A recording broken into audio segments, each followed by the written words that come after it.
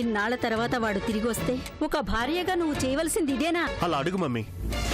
నాకెందుకో ఈ ఉద్యోగం నీకు తప్పకుండా వస్తుందనిపిస్తోంది. వెంటనే అప్లై చేయాలమ్మా. ఈ అమ్మాయి ఇంటర్వ్యూ కోసం వచ్చింది.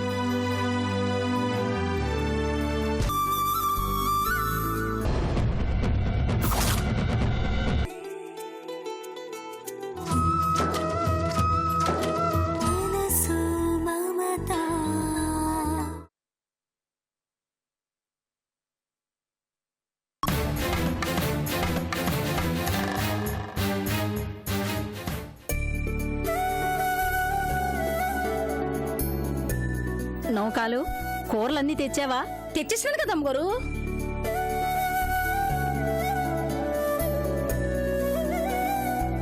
అవును, ఆదిత్యకి ఇష్టమని పాయసం చేశాను కదా, ఆగిన్నేదే? ఇక్కడే ఉన్నది కదమ్మా. మటను, చికెను, పాయసం, గుడ్లు, గారెలు, బూర్లు, పెరుగు, ముద్దపప్పు, సాంబారి, రసం అన్ని ఇక్కడ రెడీ చేసేసినాను కదా.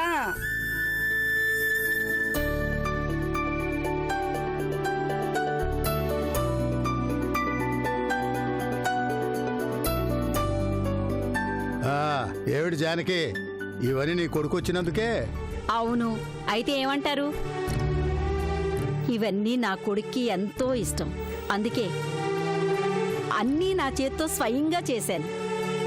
వాడు కడుపు నిండా తింటేనే కదండి నాకు తృప్తిగా ఉండేది. తీపి కడుపు తీపి అమ్మగారు.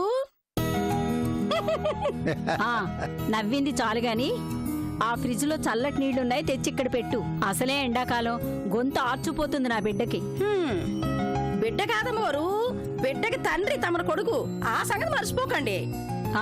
సంతోషించాం గాని నువ్వు వెళ్ళు. గాయత్రి, అబ్బాయిని పిల్లమ్మా.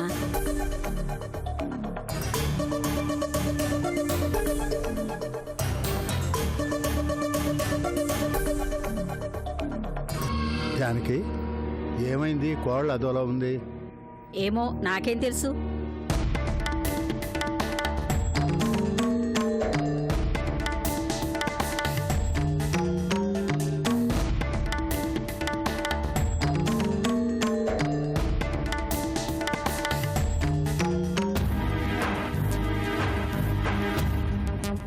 అత్తయ్య భోజనానికి రమ్మంటున్నారు.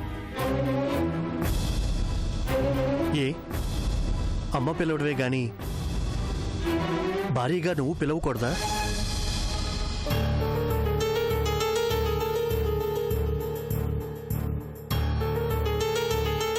ఏమైంది నీకు? నన్ను ఎందుకు అవాయిడ్ చేస్తున్నావు? కావాలని నా నుంచి దూరంగా ఎందుకు పారిపోతున్నావు? వాళ్ళు వెయిట్ చేస్తున్నారు, పదండి. వస్తాను. నా ప్రశ్నకి నువ్వు జవాబు చెప్పేకే. ఏమైంది నీకు? రండి. చెప్పు గాయత్రి. కొత్త పెళ్లి కూతురులా అలా భయపడతావెందుకు?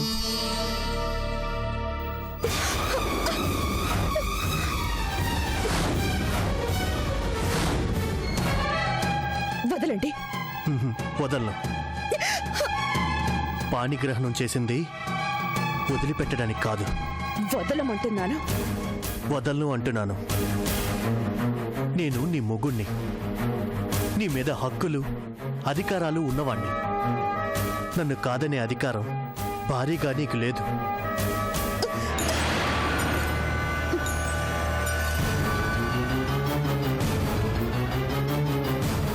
భార్య అంటే బొమ్మ కాదు, తనకి ఇష్టాలుంటాయి.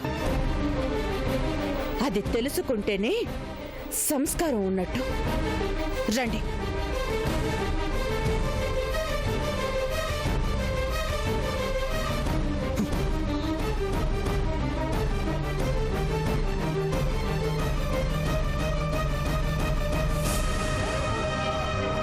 గాయత్రి, ఆదిత్యేడి?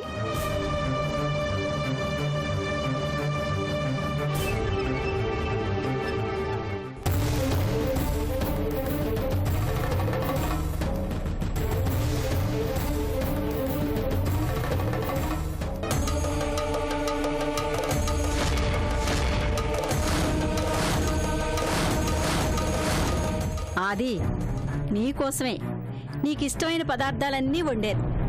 ఒక్కటి కూడా వదిలిపెట్టకుండా తినాలే. తినరా. నేను వేసుకుంటాను.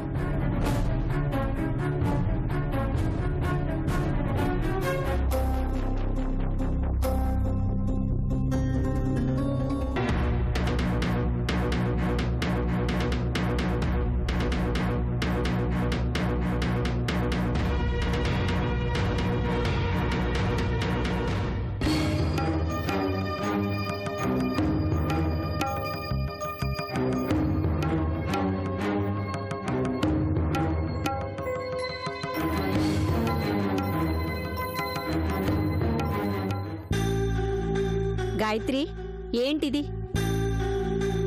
ఎవరి దాన్ని వాళ్ళు వడ్డించుకుని తిండేమిటి? అడిగేది నిన్నే. జానకి వదిలేయి, వాళ్ళిద్దరు కలిసి చాలా కాలం అయింది కదా. అందుకని ఎవరో పరాయి వాళ్ళలా ఉంటారా?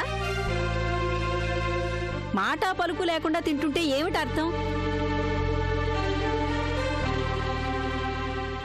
ఆదిత్య, గాయత్రి,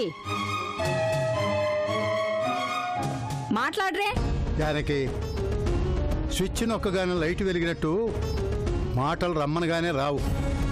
వాడు సర్దుకోవటానికి ఇంకొద్ది టైం పడుతుంది, అర్థం చేసుకో. ఆ, బాగానే అర్థం చేసుకుంటానులేండి. తినండి తినండి.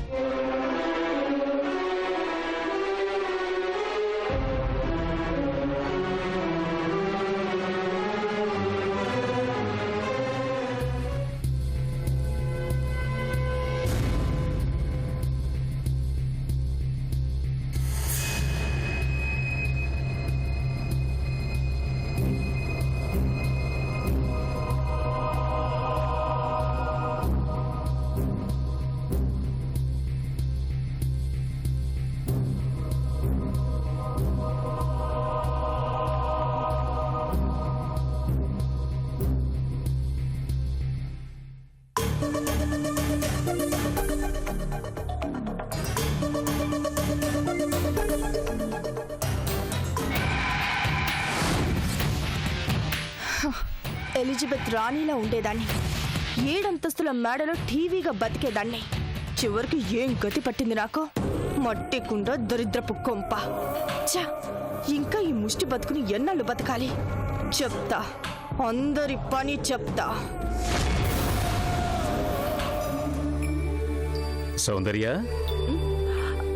వచ్చేసావమ్మా? ఇప్పుడే వచ్చాను నాన్న. అబ్బాబాబాబా, ఎండలు మండిపోతున్నాయమ్మా. కంపెనీ నుంచి ఇంటి దాకా నడుచుకుంటూ వచ్చేసరికి చుక్కలు కనిపిస్తున్నాయనుకో. అబ్బా, అలసటగా ఉంది.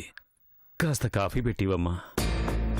వీడిదే ఓ ముష్టి బతుకు, వీడి మొహానికి నేను సేవలు చేయాల్సి రావడం కర్మ. తప్పుతుందా? వసుదేవుడంతటి వాడే గాడిద కాళ్ళు పట్టుకున్నాడట. ఇదిగో ఇప్పుడే తీసుకొస్తాను నాన్న. తీసుకురామ్మా. అబ్బాబాబా, ఈ ఎండాకాలం ఎప్పుడు పూర్తవుతుందో, వర్షాలు ఎప్పుడు పడతాయో.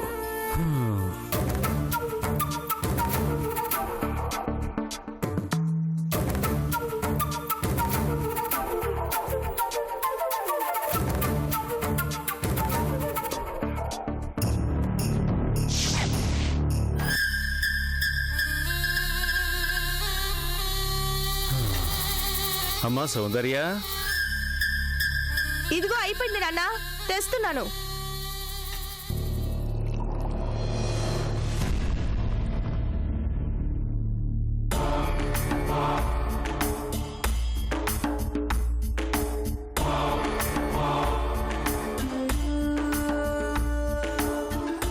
తీసుకోండి నాన్న.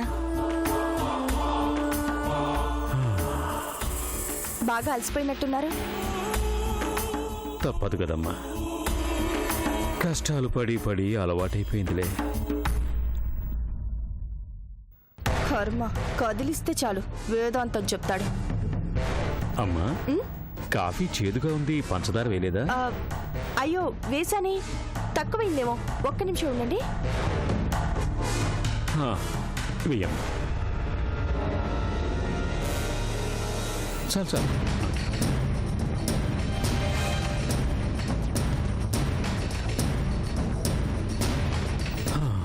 ఏంటో వేధవా జిహ్వ దేనికి సర్దుకోలేదు. ఎందుకు సర్దుకుంటుందిరా ముసలోడా? కూతురుగా వచ్చి ఇక్కడ ఉంటున్నందుకు అడ్డమైన సేవలు చేయడానికి నేను ఒక్కదాన్ని ఉన్నాను కదా.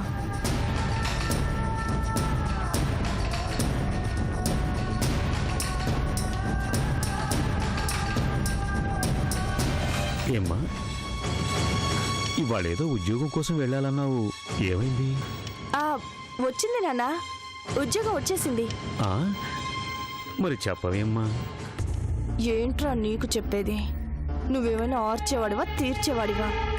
అంటే నాన్న అది ఏమ్మా జీతం మరీ తక్కువ ఇస్తానన్నారా? అబే అదేం లేదు నాన్న. జీతం ఉద్యోగం అన్నీ బాగానే ఉన్నాయి. కాకపోతే ఆ, కాకపోతే అది ఆయన ఆఫీసే. ఆయన ఎవరాయన? అదే మీ అల్లుడు కృష్ణ గారి ఆఫీసే. అక్కడికి వెళ్ళేదాకా నాకు కూడా తెలీదు. తీరా వెళ్ళాక ఇంటర్వ్యూలో తెలిసింది నాన్న. చేరకూడదని అనుకున్నాను, కానీ తనే తప్పే ఉంది చేరు అని అన్నారు. చేరాను, కానీ నాకెందుకు అనీజీగా ఉంది. ఎందుకమ్మా? ఎందుకేంటి నాన్న, ఆయన ఆఫీస్లో నేను సూర్యకి తెలిస్తే బాగుండదు కదా. ఒకవేళ అపార్థం చేసుకుంటే వాళ్ళ మధ్య గొడవలు జరగడం నాకిష్టం లేదు నాన్న.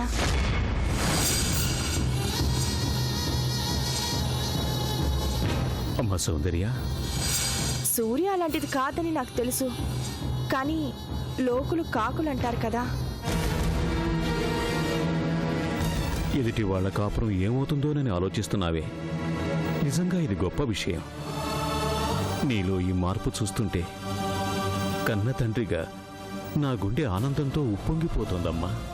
లేదు నాన్న, నేనింకా మారాలి, మారుతాను. ఇన్నాళ్ళు నేను తప్పులే చేశాను, పాపాలే చేశాను. కానీ ఇక ముందు మారిన మనిషిగా, మనసున్న ఆడదానిగా ఎదుటి వాళ్ళ బాగునే కోరుకుంటాను.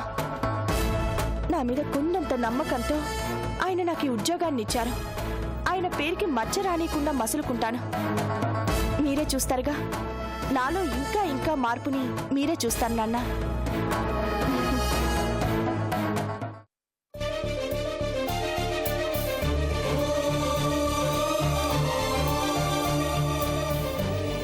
భగవంతుడా,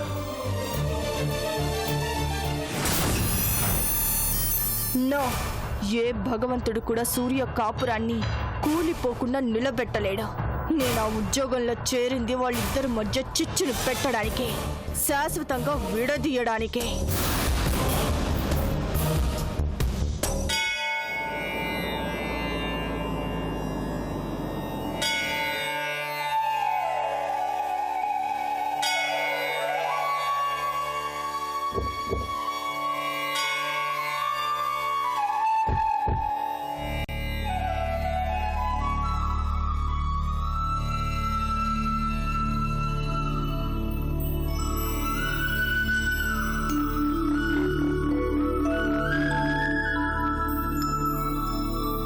గాయత్రి, గుర్తుందా ఈ గుడికి మనం తరచూ వచ్చేవాళ్ళం?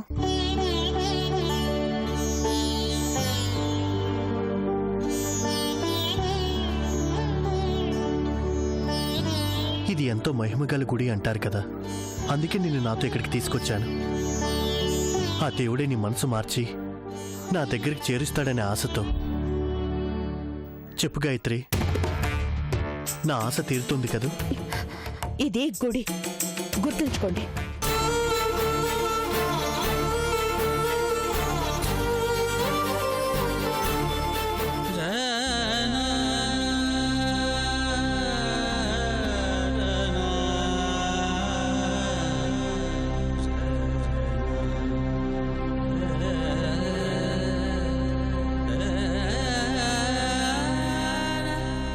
ఆగమార్థాంతు దేవానాం గమనార్థంతు రక్షసాం గురుకంఠారవం తత్ర దేవతాహ్వాన లాంఛనం అపవిత్ర పవిత్రో వా సర్వావస్థాంగ యదుర్భో యస్మాత్ పుండరీకాక్షం సభాద్యంతర శుచి. పూజారి గారు, అర్చన చేయించండి. ఎవరి పేరు మీద? ఆదిత్య, గాయత్రి ఆదిత్య, పైడిపాల గోత్రం. ఆదిత్య నామధేశ్య, గాయత్రి నామధేశ్య, పైడిపాల గోత్రోద్భవస్య. శతమానం భవతి శతాయు పురుష శతేంద్రియ ఆయుష్యేంద్రియే ప్రతిష్టతే. ఓం ధాతా పురుషాయ ముదాయాగ్రహ శతస్రహతమేవం ఓం సహస్రశీర్షం దేవం విశ్వాక్షం దేవం నారాయణమక్షం పరమపదం. తండ్రి, ఆది నుంచి నాకన్ని అగ్ని పరీక్షలే పెడుతూ వచ్చా. నా అదృష్టం ఇంతే అనుకుంటూ నేను తట్టుకుంటూనే వచ్చాను.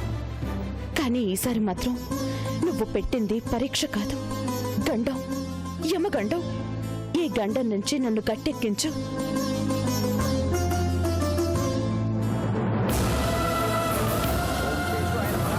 ఓం శ్రీధరాయ నమః, ఓం ఋషికేశాయ నమః, ఓం పద్మనాభాయ నమః, ఓం దామోదరాయ నమః, ఓం సంకర్షణాయ నమః, ఓం వాసుదేవనాయ నమః, ఓం ప్రద్యుమ్నాయ నమః, ఓం అనిరుద్ధాయ నమః, ఓం అదోక్షితాయ నమః, ఓం నారాయణాయ నమః, ఓం నారాయణాయ నమః, ఓం అచ్యుతాయ నమః, ఓం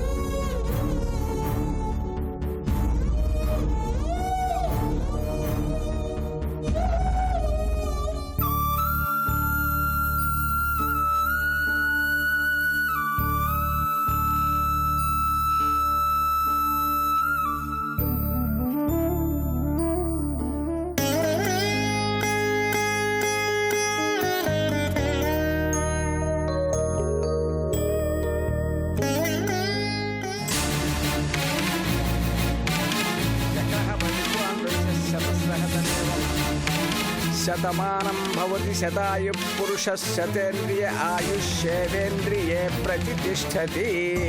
అన్యోన్య దాంపత్య ఫలసిద్ధిరస్తు, మనోవాంఛా ఫలసిద్ధిరస్తు, అష్టైశ్వర్యాభివృద్ధిరస్తు, ఆయురారోగ్యాభివృద్ధిరస్తు.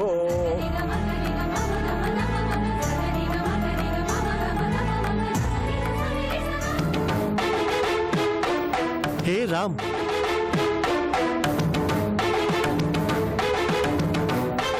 ఆ రోజు తర్వాత మళ్ళీ కనిపించని లేదు.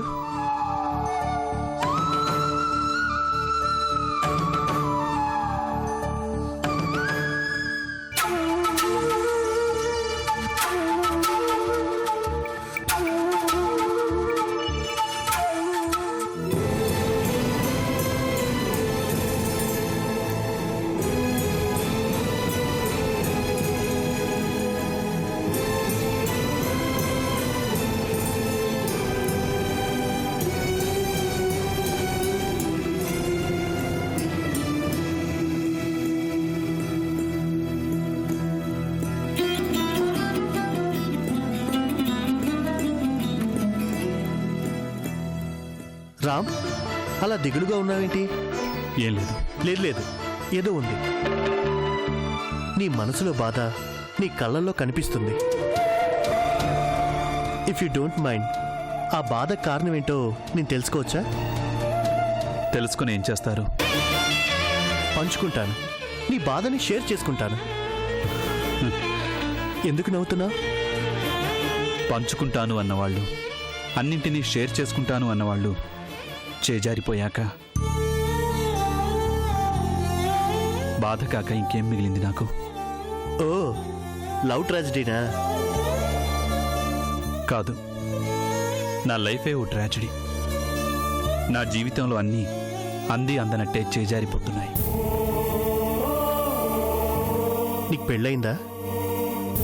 అయింది, పోయింది. నా అర్చన నన్ను వదిలి దూరంగా వెళ్ళిపోయింది. అర్థమైంది.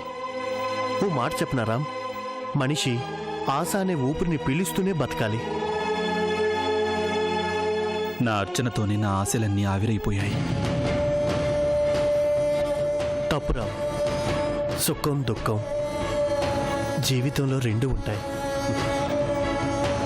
చెప్పడం తేలికే, ఆ బాధేంటో పోగొట్టుకుంటే తెలుస్తుంది. నా అర్చన లేదు, ఇక రాదు. ఏ అలా ఎందుకు అనుకోవాలి? ఒక మిరాకిల్ జరిగినట్టు నేను చచ్చి బతికి రాలేదు నా గాయత్రి కోసం.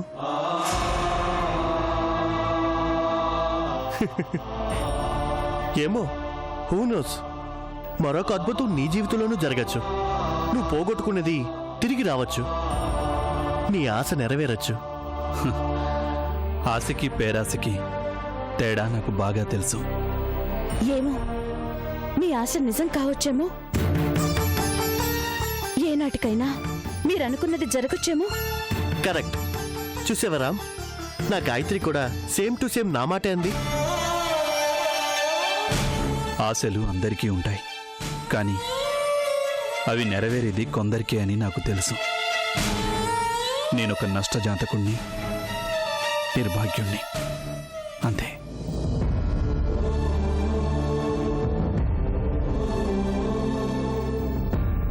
Poor fellow. ఆ రాముని చూస్తే జాలేస్తుంది కదూ. జాలిపడ్డం తప్ప ఏమీ చెయ్యలేని నిస్సహాయురాల్ని, నష్టజాతకురాల్ని, నిర్భాగ్యురాల్ని నేనే.